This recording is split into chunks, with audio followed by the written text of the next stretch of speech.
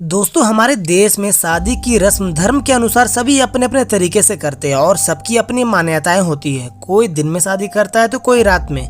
पर आपने कभी सुना है कि भारत देश में वन नाइट मैरिज या अरबी कल्याणम के बारे में? ये शादी सदियों से होते आ रहे पर ज्यादा लोगों को इसके बारे में पता नहीं है। तो दोस्तों, आप ये एक वीडियो देखिए। दोस्तों, आपको ऐसा लग रहा हो कि ये शादी किसी इस्लामिक अरब कंट्री में हो रही है, लेकिन नहीं, ये नज़ारा तो केरला का है। सच में अफसोस, लेकिन शायद ही कोई इस केरला के फेमस वन नाइट मैरिज के बारे में जानता होगा।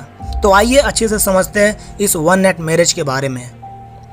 दोस्तों, केरल के कोझिकोड जिले में गरीब और कम उम्र की मुस्लिम लड़कियों से शादी करने के बाद खाड़ी के नागरिक के गायब होने के दो हालिया घटनाओं ने अरबी कल्याणम के भूत को वापस ला दिया है।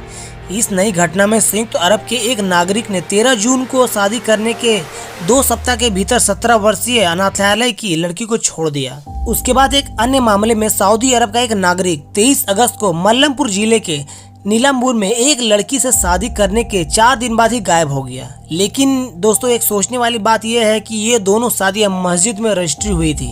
रिपोर्ट में कहा गया कि पिछले कुछ वर्षों में मल्लमपुर और कोझिकोड जिले में 10 से अधिक अरबी कल्याणम आयोजित किए गए थे। दोस्तों, क्योंकि इन केसेस में तो खुद उन लड़कियों के माँ बाप ही ऐसे होते हैं कि जो सिर्फ कुछ पैसों के लिए अपनी बेटियों को अमीर अरबी शेख के पास भेज देते हैं। और ये कोई आज की बात नहीं है, ये केरला में सदियों से चलता आ रहा है। ये वन नाइट मैरिज, जिसे अरब कल्याणम भी कहते हैं, इसकी जड़ें हजारों साल पहले वेलियांगाड़ी यानी बाजार सिस्टम तक जाते हैं। कालीकट यानी उस वक्त तक केरला अपने मसाले और उर्स यानी बड़े बड़े शिप्स के लिए बहुत ज्यादा फेमस था।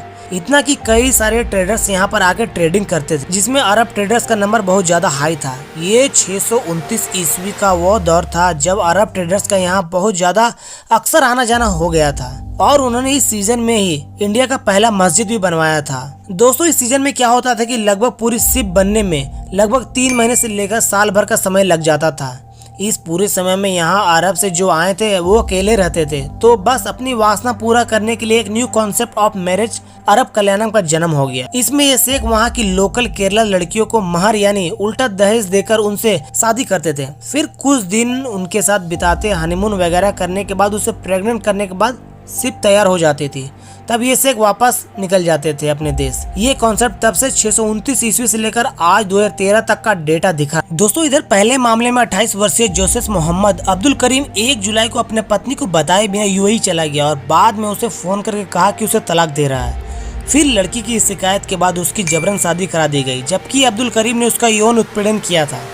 पुलिस ने 28 अगस्त को फरार व्यक्ति की मां सुलेखा को कोझिकोड से गिरफ्तार कर लिया। लेकिन सुलेखा ने कहा कि उसके बेटे को जब पता चला कि लड़की किसी दूसरे आदमी से प्यार करती है, तभी उसको तलाक दे दिया। दोस्तों, दिलचस्प बात यह है कि सुलेखा खुद 30 साल पहले हुए अरबी कल्याणम की पीड़िता है और अब्दुल करीम उस शादी से पैदा हुआ उसका बेटा है। हालांकि सुलेखा को उसके अरब पति ने तलाक दिया था, लेकिन वह अपने बेटे को यूएई ले गया और उसका वहीं पालन पोषण किया। सुलेखा ने बाद में कोझिकोड के एक व्यक्ति से दूसरी शादी कर ली और उसके 2 बच्चे भी हैं। अब्दुल करीम हमेशा अपनी मां से मिलने के लिए केरल आता जाता रहता था।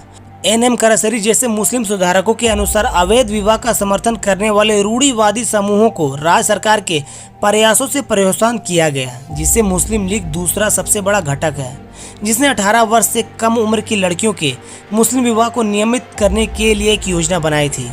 एमन करासरी ने कहा कि मुझे आश्चर्य है कि यह घटिया प्रथा फिर क्यों लौट आई, जब राज्य में उसका मुस्लिम समुदाय अब गरीब नहीं है। लेकिन घटनाएं मिथक को ध्वस्त करती है और साबित करती है कि एक बड़ा वर्ग गरीबी में डूबा रहता है।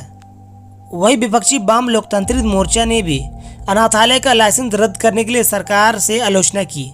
सीपीएम के नेता पीके श्रीमती ने कहा कि यह मुस्लिम लीग है जो अरबी कल्याणम दलालों की रक्षा करता है, क्योंकि एक मुस्लिम संगठन द्वारा संचालित सिस्को अनाथालय के अधिकारियों के अनुसार शादी लड़की और उसकी मां की सहमति से आयोजित की गई है। सुलेखा ने यह भी दावा किया कि उसके बेटे ने लड़की को कई महंगे उपहार दिए और उन्हें शादी की उम्र से जुड़े कानून के बारे में पता नहीं था। स्टेट गवर्नमेंट ने अब समाज कल्याण विभाग से उस अनाथालय को जांच करने को कहा जिसके पास लाइसेंस है। 1 दशक पहले बड़ी मुस्लिम आबादी वाले केरल के उत्तरी जिलों में अरबी कल्याणम आम था, लेकिन इनसे कई गरीब परिवारों पर दुखी भी बोया गया। कुछ को छोड़कर इसमें से अधिकतर महिलाओं को उनके विदेशी पतियों ने शादी के कुछ समय बाद ही छोड़ दिया था। हालांकि बढ़ते विरोध, मुस्लिम समुदाय की बेहतर आर्थिक स्थिति और मीडिया जांच के कारण यह प्रथा लगभग विलुप्त हो गई थी। लेकिन अभी भी कोझिकोड और मल्लमपुर में 20 से 80 साल की उम्र वाली सैकड़ों मुस्लिम महिलाएं हैं जो इस प्रथा की शिकार है। उनमें से अधिकांश के अपने पूर्व अरब पतियों से बच्चे हैं। हालांकि कुछ ने पूर्व विवाह कर लिया। अधिकांश महिलाओं ने दयनीय जीवन व्यतीत किया और बड़ी कठिनाई से बच्चों का पालन पोषण किया, क्योंकि उन्हें कभी भी कोई वित्तीय सहायता नहीं मिली और न ही अपने पतियों के गायब होने के बाद उन्हें कुछ सुना। वैसे अरबी कल्याणम के अलावा मैसूर कल्याणम या माले कल्याणम भी इस क्षेत्र में आम था। ये कर्नाटक के मैसूर या मालदीव से आने वाले विजिटर से संबंधित है, जो स्थानीय मुस्लिम लड़कियों से शादी करते हैं और कुछ दिनों के बाद अपनी पत्नियों को अकेला छोड़कर अपने राज्य या अपने देश लौट जाते हैं। दोस्तों, ज्यादातर केसेस में वैसे भी वो लड़कियों को महंगे गिफ्ट देकर, जैसे कि बड़ी गाड़ी, होटल, रिंग देकर अपना सपना दिखाकर गरीब मुस्लिम लड़कियों को गुमराह किया जाता है। इतना पैसा दिखा दिया जाता है कि उन लड़कियों के माँ बाप को तो छोड़िए, उनके रिश्तेदार उन लड़कियों पर जोर लगाते हैं कि शादी कर लो। दोस्तों, एक ऐसा ही केस सामने आया था। एक नाबालिग लड़की को उसके चाचा ने सिर्फ 5 लाख रुपए के लिए जबरदस्ती एक ओमानी शेख को बेच दिया।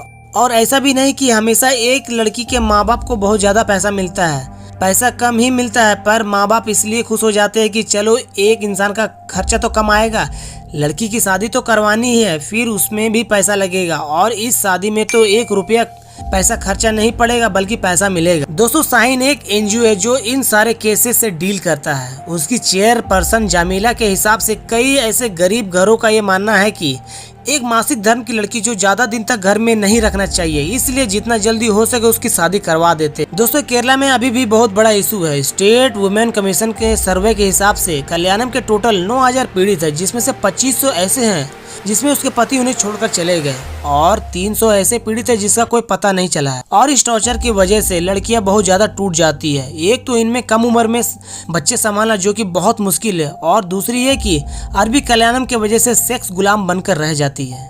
इनमें कितना एक्शन लिया जा रहा है इसके बारे में कुछ कहा नहीं जा सकता। तो दोस्तों, 1 नाइट मैरिज और अरबी कल्याणम के बारे में आप लोगों को जानकारी थी तो कमेंट सेक्शन में जरूर बताओ। और वीडियो कैसा लगा, और वीडियो अच्छा लगा तो वीडियो को लाइक करो, ज्यादा से ज्यादा अपने दोस्तों और परिवार को शेयर करो ताकि मैं आप लोगों के लिए ऐसे वीडियो ला सकूं। और ऐसे ही इन्फॉर्मेटिव वीडियो को चैनल को जरूर सब्सक्राइब करें। मिलते हैं अगले वीडियो में, तब तक के लिए जय हिंद, वंदे मातरम।